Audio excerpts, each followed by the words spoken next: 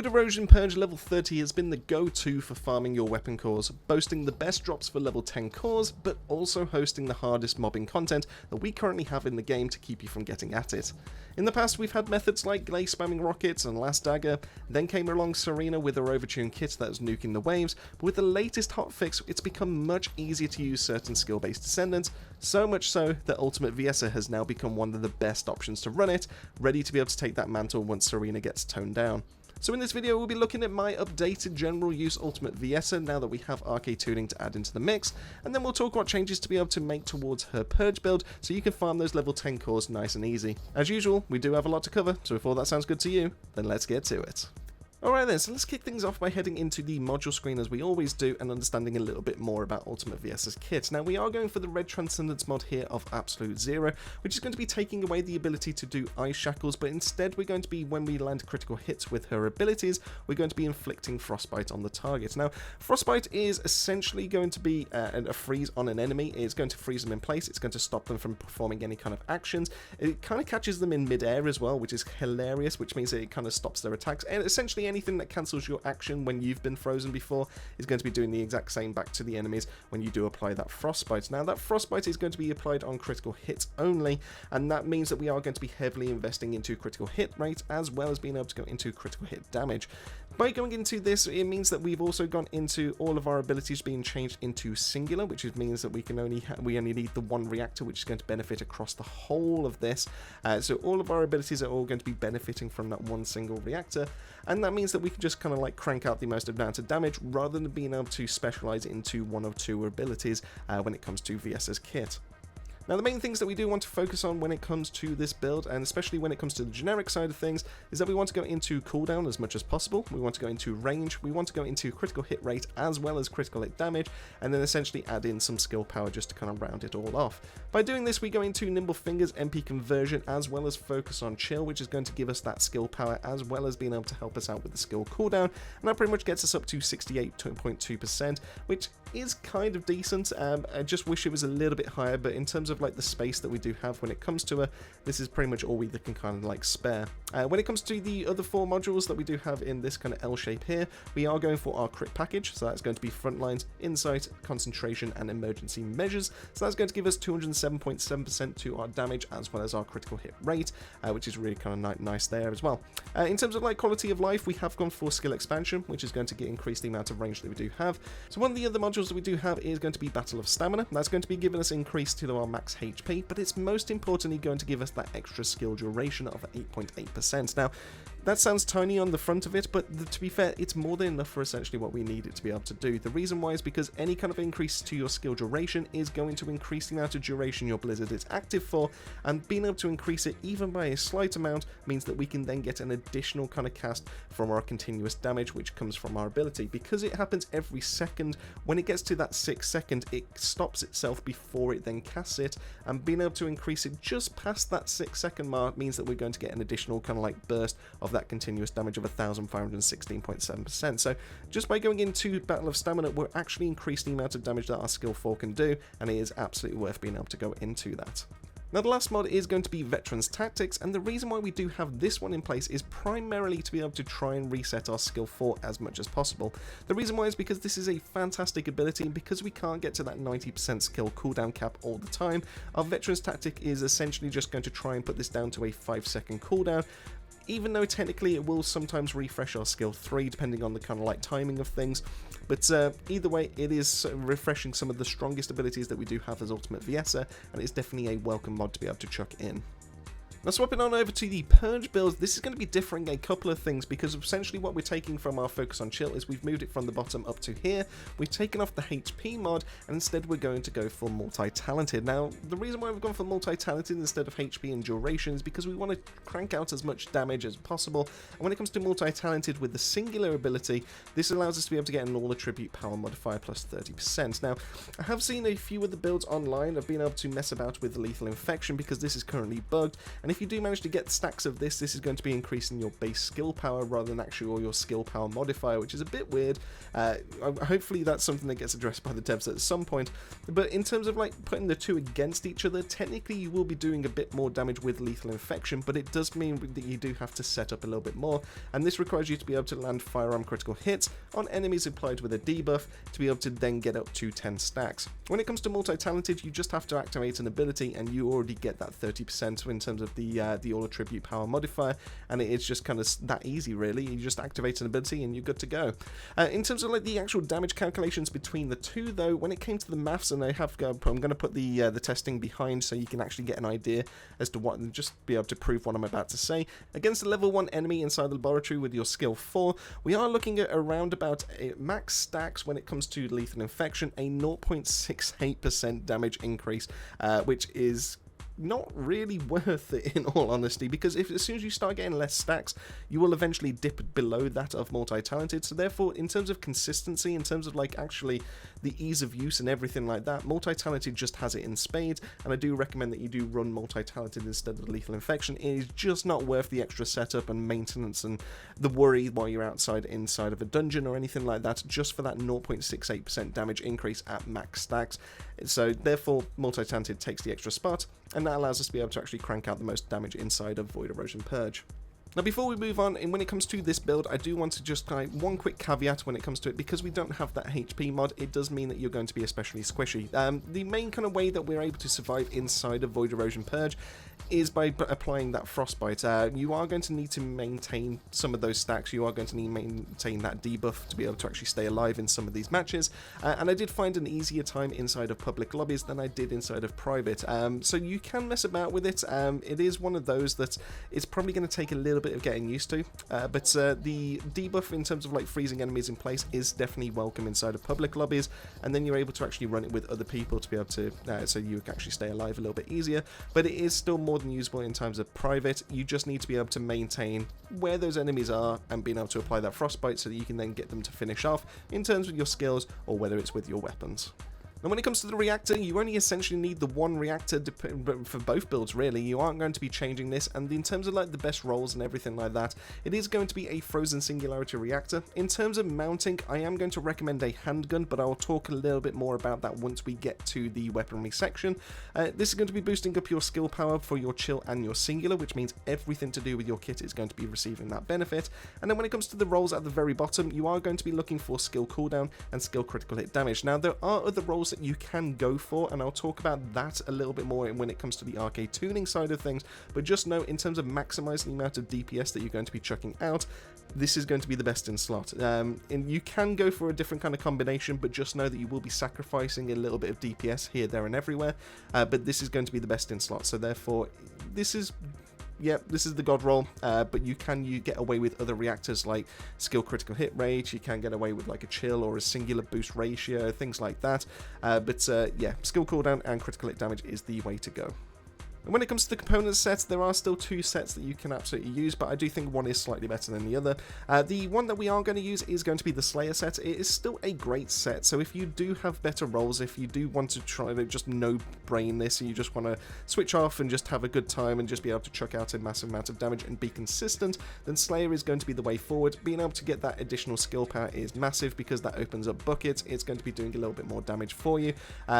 You don't have to worry about stacks or anything like that. The one thing you will have to worry about is going to be that skill cost, which means that you are going to be running out of MP a little bit more often. The other set that I would probably recommend is going to be the Polar Knight set. The Polar Knight set is going to give you a little bit of extra skill power, but mostly it's going to be for that 4-set piece, which means that you're going to be benefited from additional critical hit damage for your firearm as well as your skills.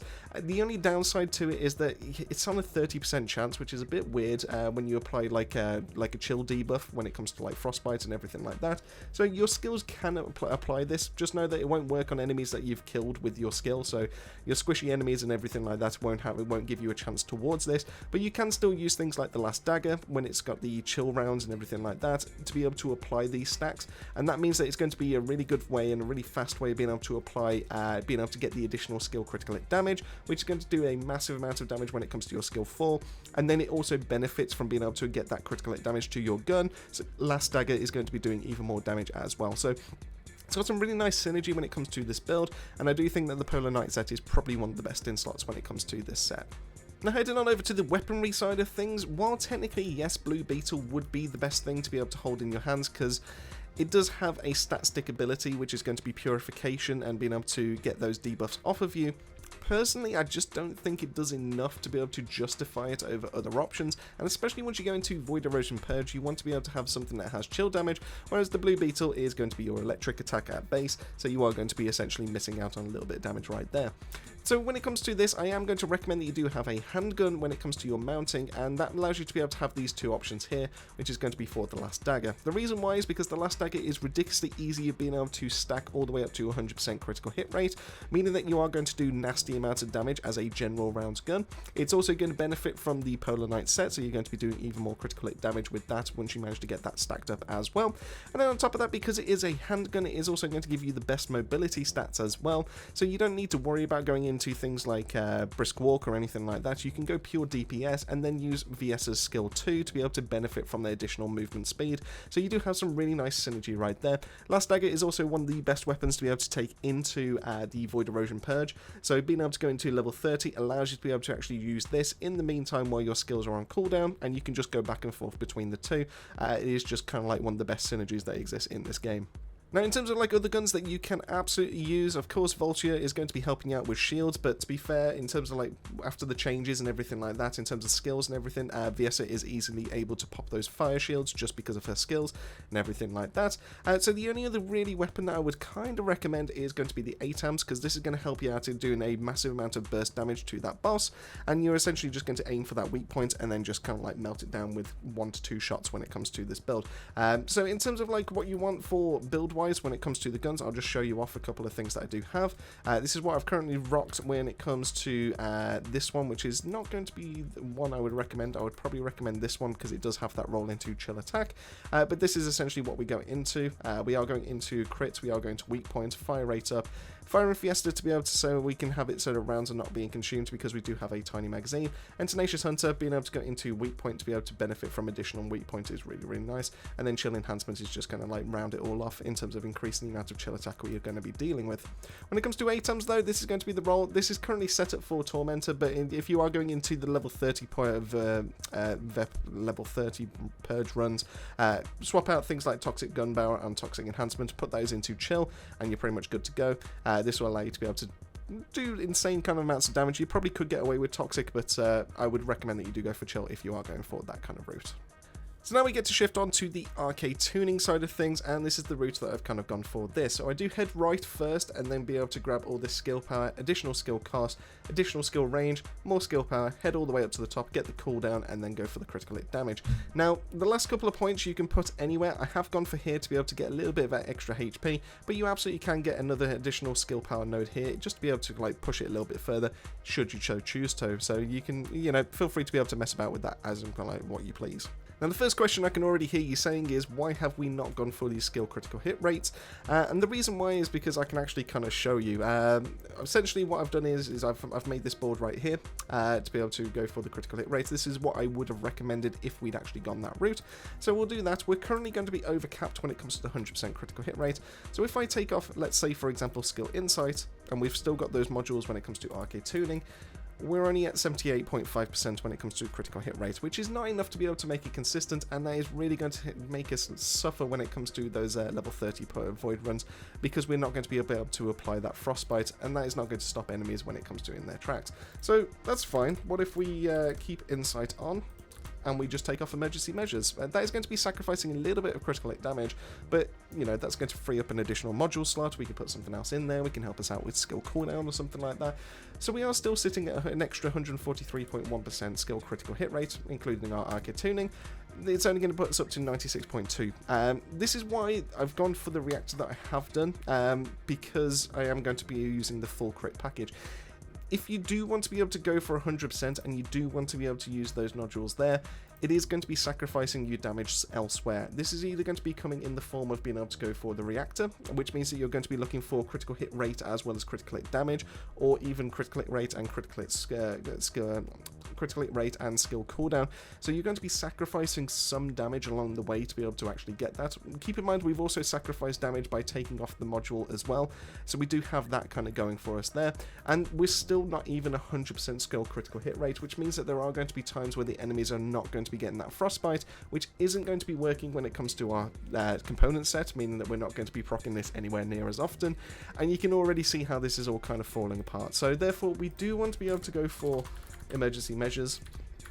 We do want to be able to swap back to this kind of board, and that allows us to be able to go into something like max HP to be able to benefit from those additional points being moved elsewhere. So when it comes to the inversion reinforcements, there are a couple of nodes that I am going to recommend that you do use, regardless of the build that you are going for. The main one is going to be Arche Circulation Tactic, because this is going to be helping us be able to hit that 90% skill cooldown cap. Albeit there is going to be on we're going to have a 10-second duration on a 25-second cooldown, so we're going to be missing out for large chunks of time, but just being able to have that nice window of 10 seconds is quite nice, and that allows us to be able to get down to like a 6-second blizzard, if like Veteran's Tactic doesn't actually proc it before then. So Arcade Circulation is quite nice to be able to go for. Viessa is a skill heavy descendant, so therefore being able to hit that 90% cap is fantastic. Being able to go for a focus rounds, if you are going for level 30, chill focus rounds is going to be the way forward.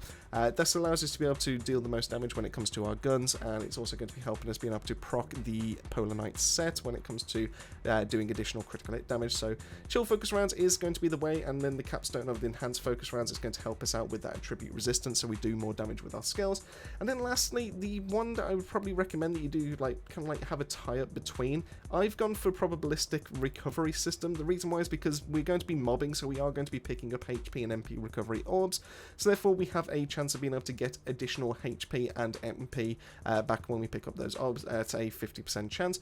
Alternatively, you could go for selective neurostimulation, but I do think the orbs is kind of slightly better. But neurostimulation guarantees you every 45 seconds of being able to get some max MP back. So feel free to be able to mix and match whichever one you prefer. But for Void Erosion Purge, I probably would recommend being able to go for a probabilistic recovery system, just because I found the most success when it comes to that. And with all that out of the way, that wraps it up on the video for the latest Ultimate Viessa builds, perfect for taking on that harder content. Overall, I do think that Viessa is a well-balanced character, being an absolute powerhouse, but she's held back from spamming due to the MP constraints and some cooldown issues due to a heavy crit investment. Either way, I love that she's now able to tackle VEP level 30, and she's my go-to for mixing things up when I get bored of gunplay with Serena to be able to grab those elusive cores. But this is a section I want to hear from you. How are you finding Season 2 so far? Are you gearing up ready for Ultimate Luna? And lastly, do we need more toenails paintable in-game? Let me know all that and more down below. Massive thank you for making your way to the end of the video. As I always say, keep yourself safe, keep yourselves well, and I'll see you all on the next video.